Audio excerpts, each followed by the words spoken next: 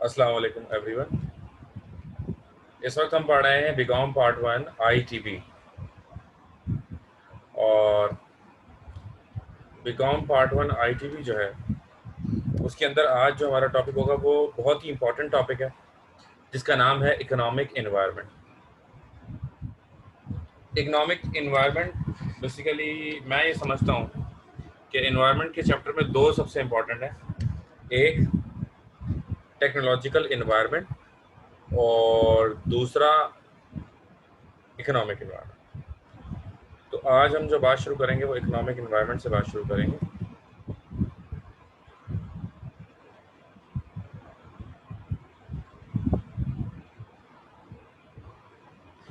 देखिए, बिजनेस में तो वैसे सारे ही इम्पोर्टेंट होते हैं।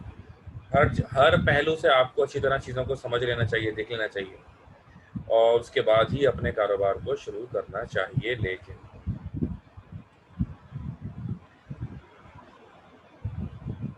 चीज़ों को आप क्या करते हैं, प्रायोरिटाइज करते हैं, ये ज़्यादा इम्पोर्टेंट है, ये कम इम्पोर्टेंट है, वगैरह वगैरह।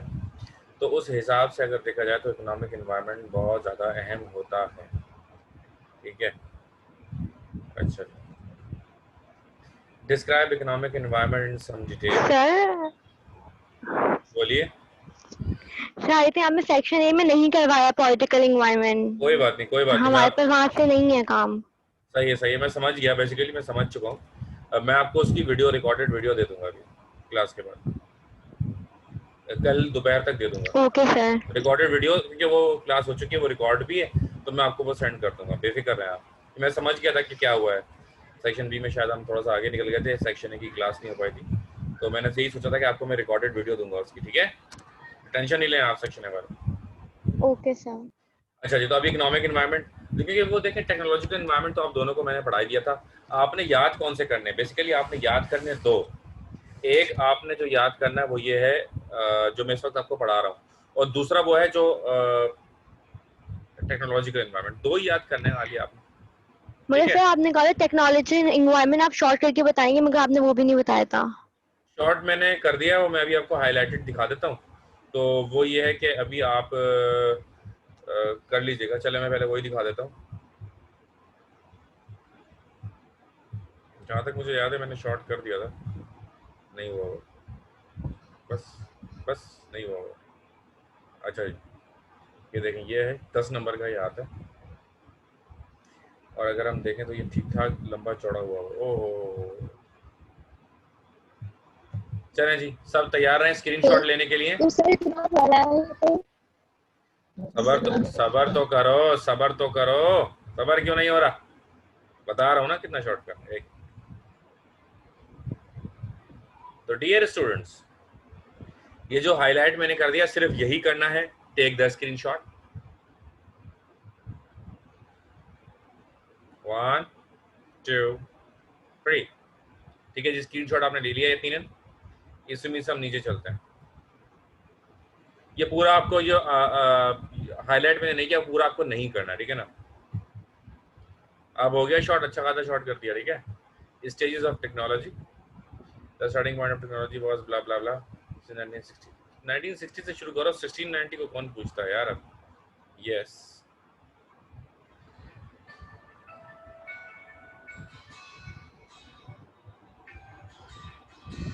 ठीक है ना। एक कॉल आ रही है, मैं रिसीव। अच्छा जी, तो ये हाईलाइट जो है ये इसका आप ले लें स्क्रीनशॉट। ठीक है,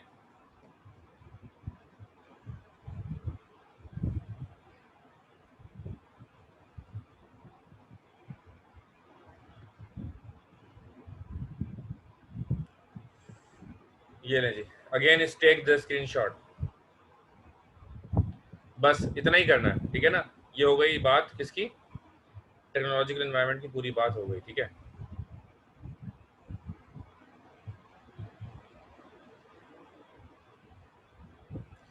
लीगल एनवायरनमेंट ना लिखने की ज़रूरत है ना इसको याद करने की ज़रूरत है, छोड़ दें इसको, बस खत्म हो गई बात। आपके लिए काम आसान कर दिया ना। पॉलिटिकल एनवायरनमेंट को भी छोड़ें, गोली मारें। अब आ जाएं वापसी economic environment. Economic environment is the most important environment, ठीक है ना। अगर हम एग्जामिनेशन पॉइंट ऑफ व्यू को अगर हम साइड में रख दें और अगर हम बात करें business, being a businessman, let suppose मैं एक बिजनेसमैन हूँ और मैं अगर कहीं जाकर कारोबार करने की कोशिश करता हूँ तो मेरे लिए क्या इंपॉर्टेंट है, तो मेरे लिए भी यही इंपॉर्टेंट है। बीइंग एज अ बिजनेसमैन भी हमें सबसे ज़्यादा जिस पर फोकस करना है वो यही है, that is economic environment. Economic environmental condition is composed of the following factors: A, demand and supply; B, capital; C, inflation; D, government policies and restrictions; E, tax strategy; F, labor। ठीक है जी, okay.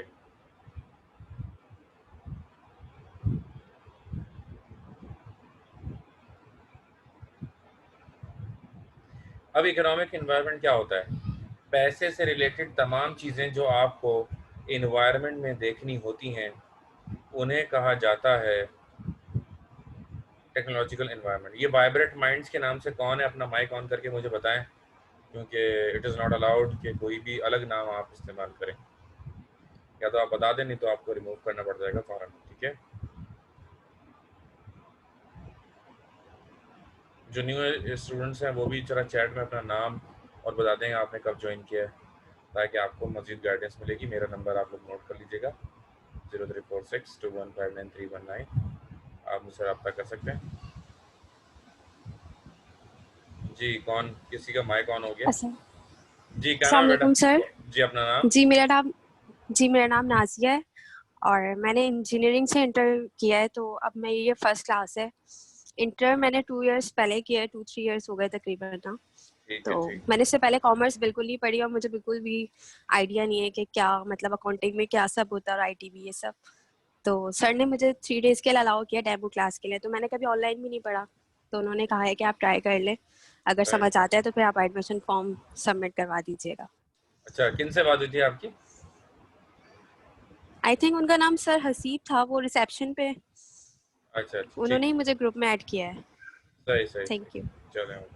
अच्छा, मैं आपको बताता हूँ कि देखें, इस वक्त हम इंट्रोडक्शन टू बिजनेस पढ़ रहे हैं और जी। इन्वायरमेंट, यानी कि लेट सपोज अगर मैं एक बिजनेसमैन हूँ, एक बिजनेसमैन को रखते हुए आप अपने जहन में ये रखिए सवाल। अच्छा, होता क्या है कि 10 मार्क्स के क्वेश्चन होते हैं इसके अंदर, तो ये 10 नंबर का सवाल है। फिलहाल ये करता हूँ, फिर आप मेरा नंबर ले लीजिएगा। थोड़ी सी मैं और ग्रुप में आप ऐड है ना, तो फिर मैं आपको इंशाल्लाह मजीद आपकी बातें बताऊंगा इस कोर्स से रिलेटेड, ठीक है ना? ज़रा फ्री होकर, ठीक है? ओके, जज़ाकल्लाह। चलें, ठीक है। अपना माइक बंद कर लिएगा। चलो, ठीक हो गया। अच्छा जी, अब पैसे से रिलेटेड जितनी भी बातें हैं वो हमें देखनी होती हैं। मिसाल के तौर पर अगर मैं कोई प्रोडक्ट बनाता हूँ, वो मार्केट में कब बिकेगा? जब लोगों की परचेजिंग पावर इतनी होगी कि वो उस प्रोडक्ट को मेरे आसानी से खरीद सकें, तब ऐसा पॉसिबल है, वरना ऐसा मुमकिन नहीं है। ठीक है जी।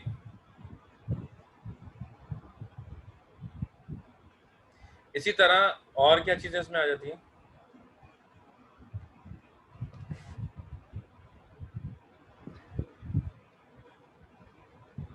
और इसमें सारी चीज़ें, महंगाई कितनी है, सरमाया कितना चाहिए, उस प्रोडक्ट की डिमांड होना भी ज़रूरी है। अगर लेट सपोज अगर मैं उस चीज़ को अफोर्ड कर सकता हूँ, लेकिन मैं फिर भी नहीं खरीदूंगा अगर जो है वो मेरे किसी काम का प्रोडक्ट नहीं।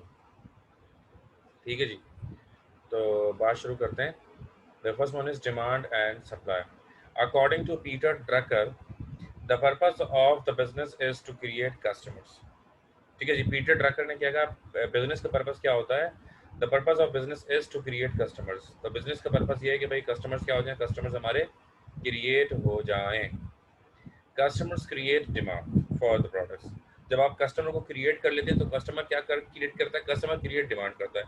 And demand and supply play an important role in the business world. और डिमांड एंड सप्लाई बहुत ही अहम किरदार अदा करते हैं बिजनेस वर्ल्ड के अंदर। अगर डिमांड एंड सप्लाई को आप माइनस कर दे तो there will be nothing. Demand and supply अगर माइनस हो जाए तो हमारे पास कुछ भी नहीं बचेगा। अच्छा, demand and supply play an important role in the business world. ठीक है, High demands for the product can be created if the goods are manufactured, keeping in view the taste, likes, and preferences of the consumers and prevailing fashions on the market. तो high demand जो होती है वो बड़ी important होती है।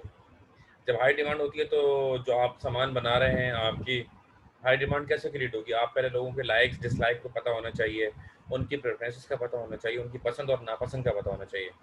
अगर आपको इन तमाम चीज़ों को पता होगा तभी आप पहुंच पाएंगे लोगों की डिमांड तक और लोगों की मर्जी तक, और फिर आपके प्रोडक्ट की डिमांड ऑटोमेटिकली ज़्यादा क्रिएट हो जाएगी। So the heading is capital and finance. Capital is the life blood of business. Capital क्या होता है? बिजनेस का लाइफ ब्लड होता है। No business can be run without it. और कोई भी कारोबार बगैर कैपिटल और फाइनेंस के हो नहीं सकता। यानी कि अगर मेरे पास पैसे ही नहीं है तो मैं कोई भी कारोबार नहीं कर सकता। ठीक है ना? सबसे पहले मुझे क्या चाहिए होगा? सबसे पहले बेसिकली मुझे ये चाहिए होगा कि मैं अपने प्रोडक्ट से रिलेटेड डिमांड को क्रिएट करने की कोशिश करूँ और पैसा लगाऊँ, ज़मीन खरीदूँ, मशीन खरीदूँ, सामान खरीदूँ।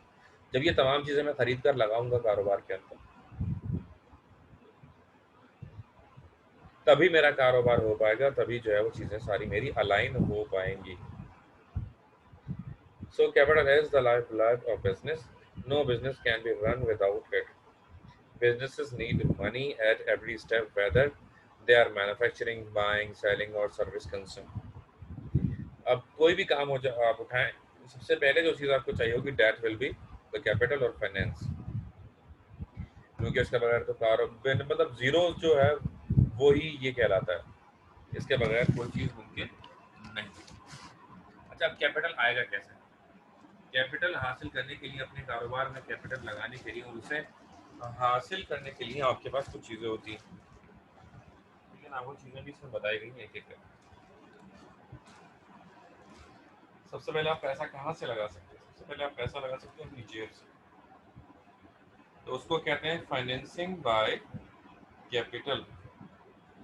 कैपिटल के जरिए फाइनेंसिंग, फाइनेंसिंग बाय कैपिटल यानी कैपिटल के जरिए क्या हो रहा है? कैपिटल के जरिए फाइनेंसिंग हो रही है। The person who invites capital, the person who in its it is basically, capital की बात करते हैं ना, इट इज ओनर्स इक्विटी। ये क्या होता है? ये ओनर्स इक्विटी होती है।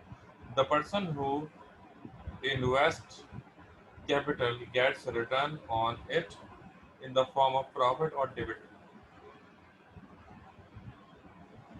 भाई दो तरह से लोग इन्वेस्टमेंट करते हैं।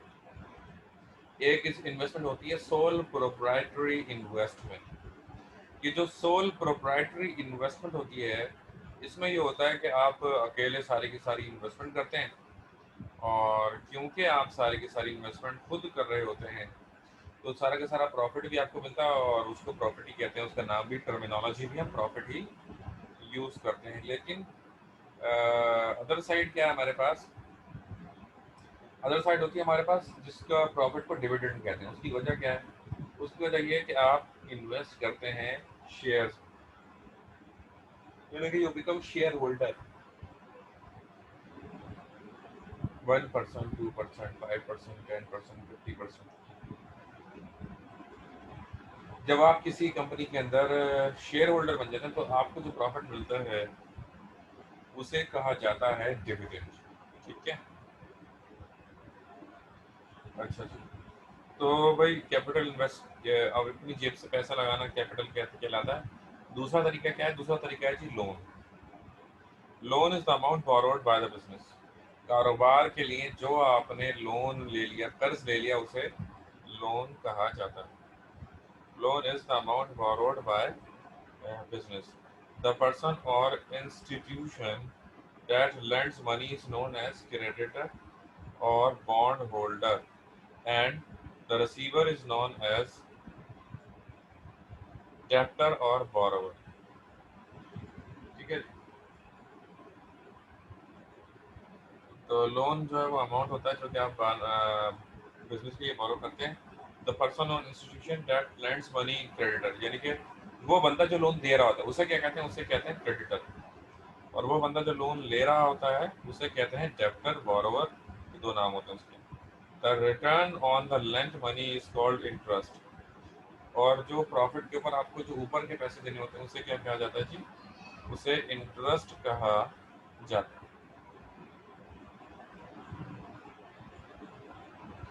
The return on lend money is known as interest.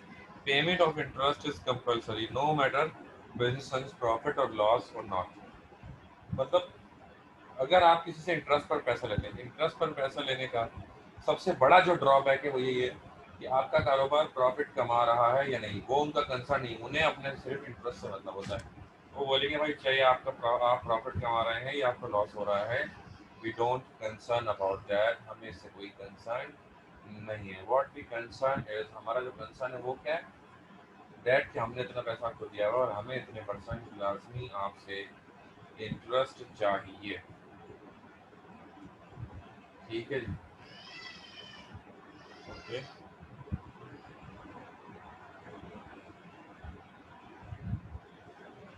Now the next is retained earning.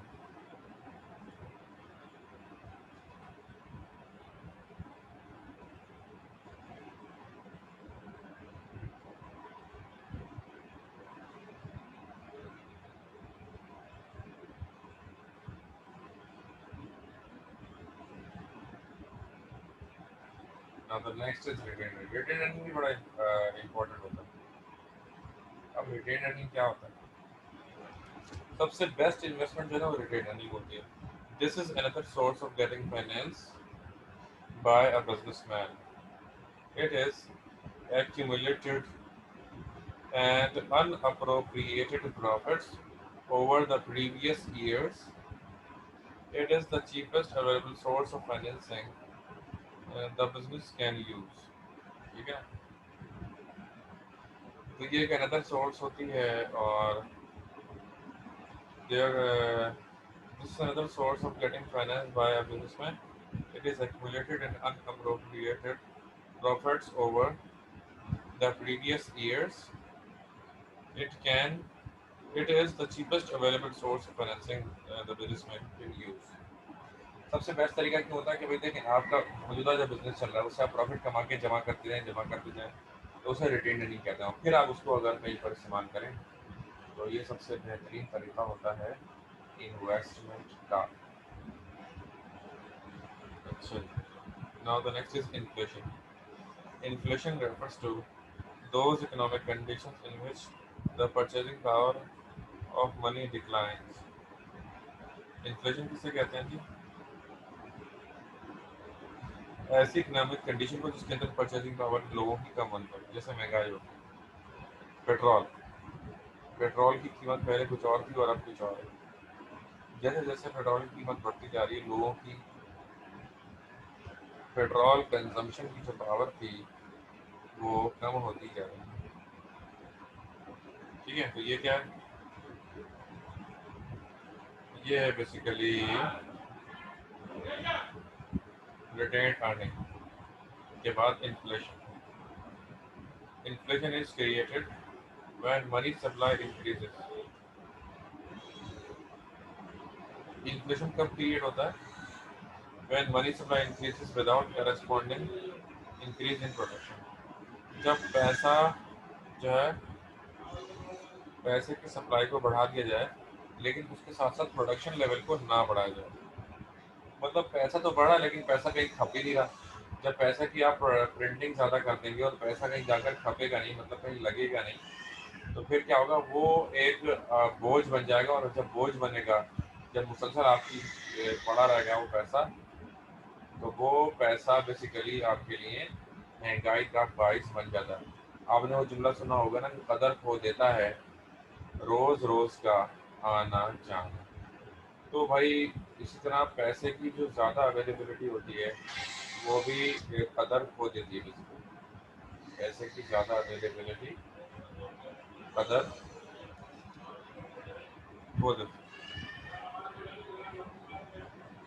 अच्छा, इन्फ्लेशन क्या है आम अल्फाज में अगर देखा जाए तो मिसाल के तौर पर भाई गोश्त क्या किलो था और अब क्या किलो है, आटा क्या किलो था अब क्या किलो है, ठीक है ना। ये बिल्कुल कॉपी करना है और ये मैं आपके ग्रुप्स में दे देता हूँ, जितना करना है।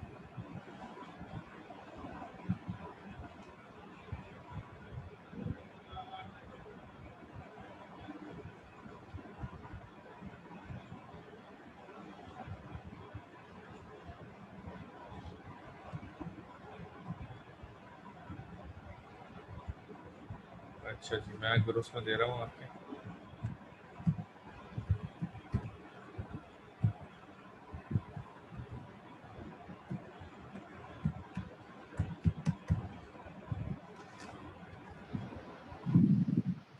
सर आईटीपी नोट्स कोचिंग में अवेलेबल हैं अभी? आई होप सो के नोट्स अवेलेबल यकीनन होंगे। शाहजी कॉलेजेट में अवेलेबल है, ट्रूमन में शायद अभी तक अवेलेबल नहीं है। Sir Shahji water pump campus. हाँ अवेलेबल, बिल्कुल अवेलेबल है वहाँ। सर यही मटेरियल होगा ना उसमें भी? जी जी बिल्कुल अवेलेबल है, आप जाके देख लीजिए। अच्छा ये मैंने भेज दिया है कुछ ग्रुप्स में, एक मिनट, आपके ग्रुप में भी आ जाए तो कंफर्म कर दिएगा। Part 1 A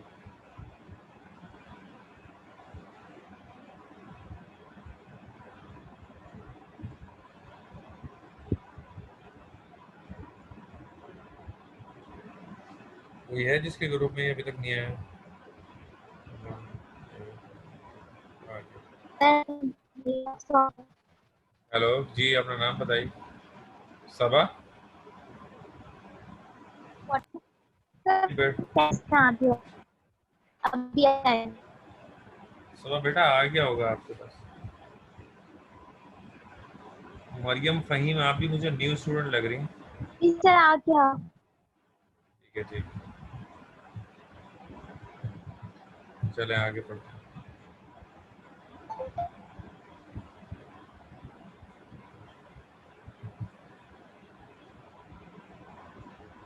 government policies and restrictions. Government policies and restrictions जो है ना वो भी आपको देखनी पड़ती है कारोबार शुरू करने से पहले। ऐसा ना हो कि आप कोई कारोबार शुरू करें और बाद में गवर्नमेंट आपको अलाउ ही ना करे कि भाई नहीं ये तो आप नहीं कर सकते, कारोबार यहाँ पर तो मना है। मिसाल के तौर पर बुरक़े वगैरह बेचना बहुत सारे यूरोपियन कंट्रीज में मना है। ओके मरियम, मैंने देख लिया आपका मैसेज।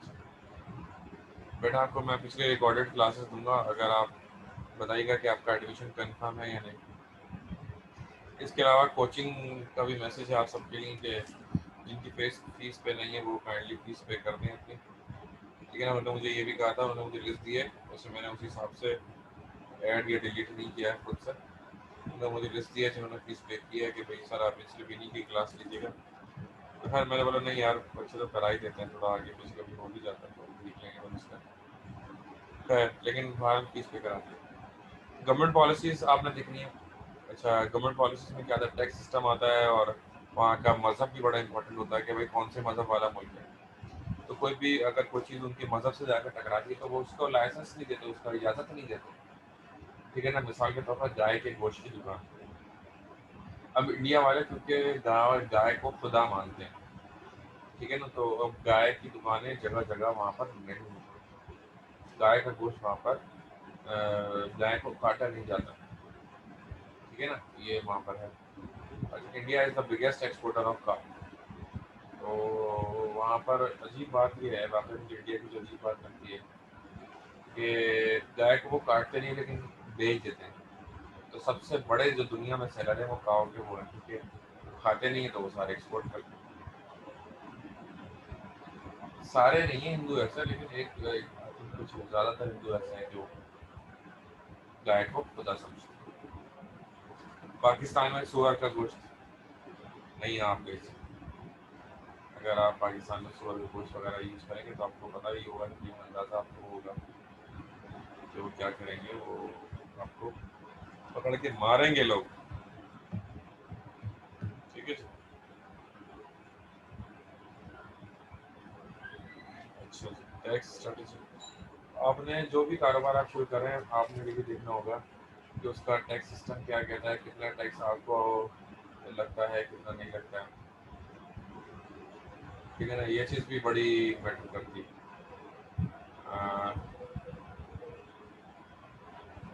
अगर टैक्स ज़्यादा अगर आपको लग जाता है, कुछ प्रोडक्ट्स होते हैं एक मुल्क में 2% टैक्स है, दूसरे मुल्क में 20% टैक्स, तो ये चीज़ भी बड़ी इंपॉर्टेंट होती है और ये चीज़ भी आपने देखनी होती है, चेक करनी होती है।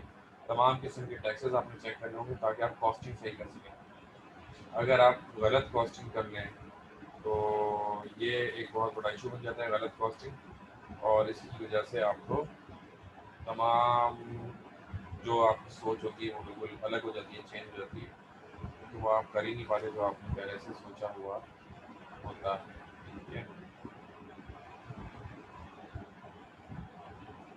आगे चलते, लास्ट लेबर, लेबर यानी मजदूर। आपने ये भी देखना होगा कारोबार शुरू करने से पहले कि वहाँ पर लेबर की तनख्वाह क्या होगी। ठीक है ना, तो अगर लेबर की सैलरी ज़्यादा होगी तो फिर तो हम वहाँ पर नहीं करेंगे, तो लेबर की सैलरी अगर कम होगी तो फिर हम करेंगे। ठीक है, तो यहाँ पर ये जो technological environment, sorry economic environment यहाँ पर ख़त्म हो गया, इसकी आप लोग तैयारी कीजिएगा इंशाल्लाह। ये सवाल याद भी कीजिएगा, मैंने भेज दिया, ये बहुत इंपॉर्टेंट सवाल है क्योंकि ये सबसे ज़्यादा रिपीटेड इन्वायरमेंट का क्वेश्चन है। एक क्वेश्चन मैंने आपको व्हाट्सएप भी कर दिया, आपको पढ़ा भी दिया, इसकी रिकॉर्डेड वीडियो भी मैं आपको सेंड कर दूँगा। ठीक है, जाने तक रखते हैं, अपना बहुत ख्याल रखिएगा इंशाल्लाह। फिर नेक्स्ट क्लास में अब आपसे बात होगी।